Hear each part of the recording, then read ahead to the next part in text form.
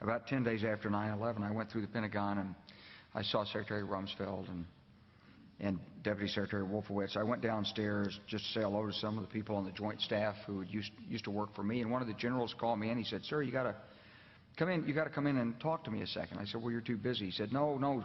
He says, "We've made the decision. We're going to war with Iraq." This was on or about the 20th of September. I said, "We're going to war with Iraq. Why?" He said, "I don't know."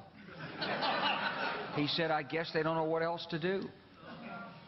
So I said, "Well, did they find some information connecting Saddam to Al-Qaeda?" He said, No. He says, "There's nothing new that way. They just made the decision to go to war with Iraq." He said, "I guess it's like we don't know what to do about terrorists, but we've got a good military and we can take down governments." And he said, "I guess if the only tool you have is a hammer, every problem has to look like a nail." So I came back to see him a few weeks later, and by that time we were bombing in Afghanistan. I said, "Are we still going to war with Iraq?" And he said, "Oh, it's worse than that."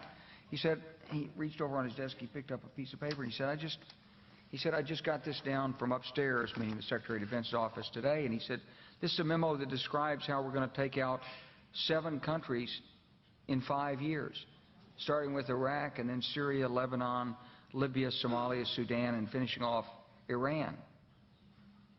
I said, "Is it classified?" He said, "Yes, sir." So go through the countries again.